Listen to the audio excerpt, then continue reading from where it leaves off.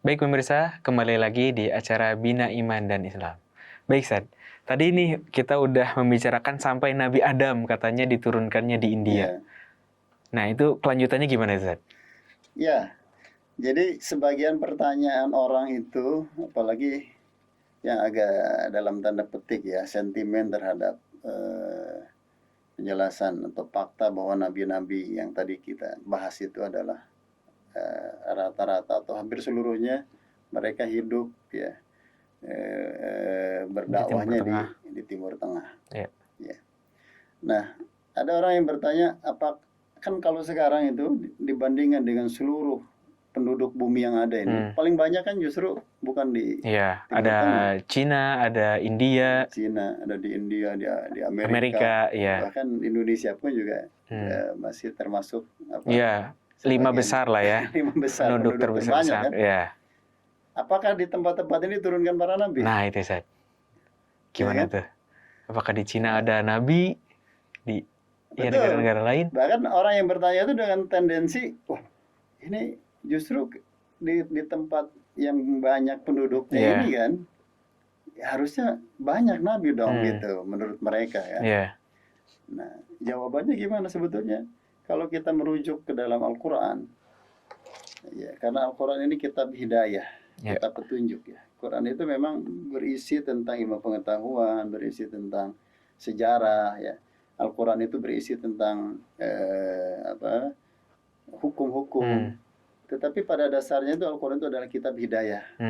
Makanya kenapa? Quran itu biasanya tidak masuk dalam detail-detail pembahasan. Oh iya. Misalkan tempat, waktu gitu ya.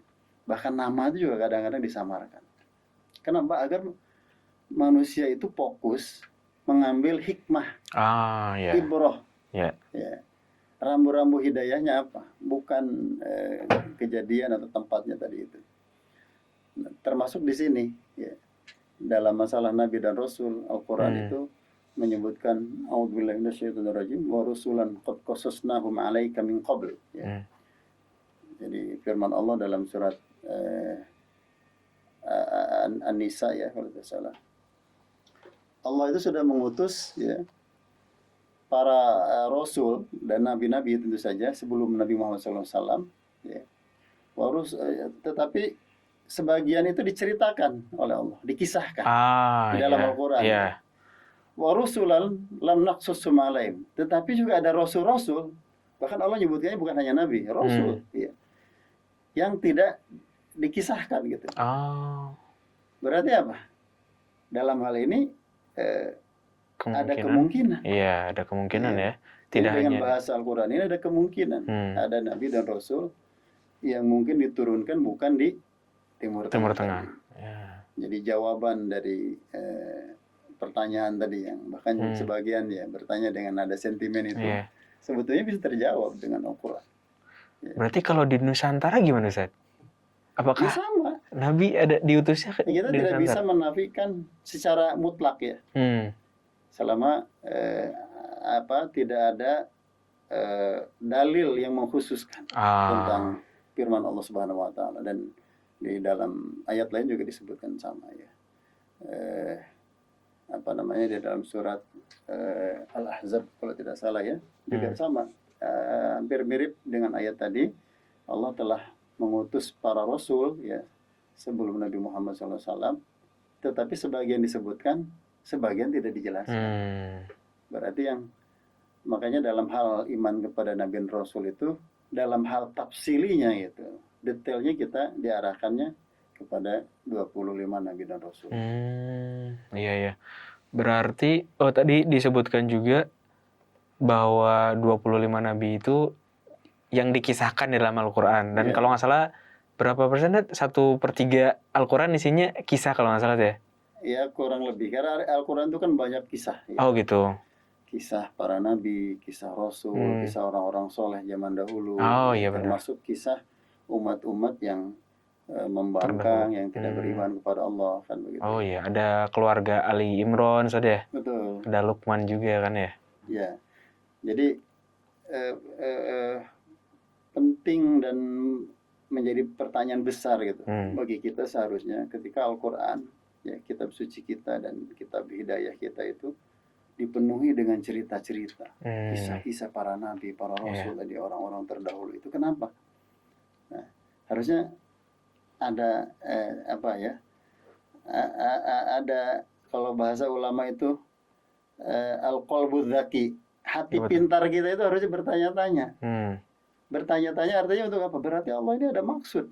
Ya, mengutus nabi dan rasul, ya, kemudian diceritakan kepada kita dalam banyak kisah, dalam banyak tempat, gitu, di dalam Al-Quran, ya, dan di dalam berbagai jenis kejadian. Jadi kalau kita mengacu, ya, melihat sejarah para nabi atau kisah para nabi ini akan menjadi rambu penerang bagi kehidupan kita, ya, untuk tentu saja dalam konteks agar tidak jauh dari kedekatan kita dengan Allah Subhanahu wa Ta'ala.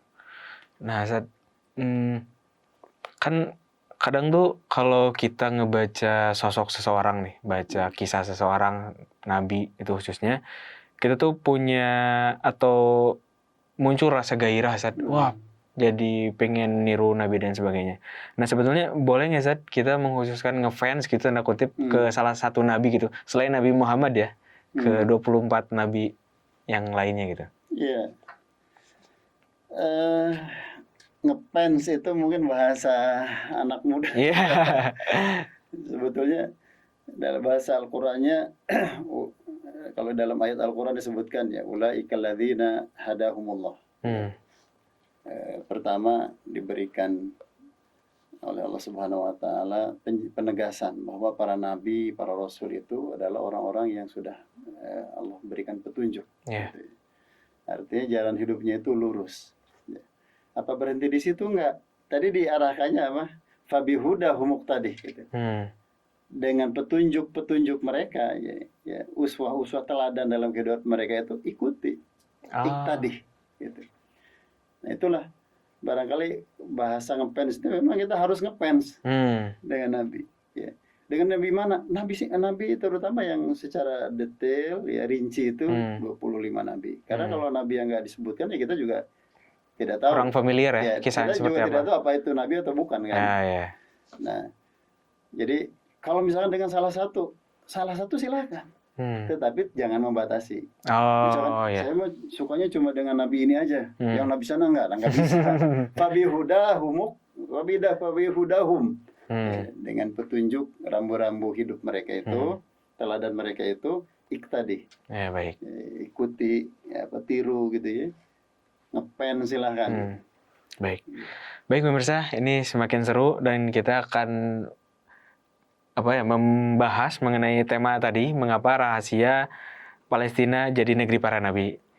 Baik, kita rehat sejenak, jadi jangan kemana-mana, tetap di Bina Iman dan Islam.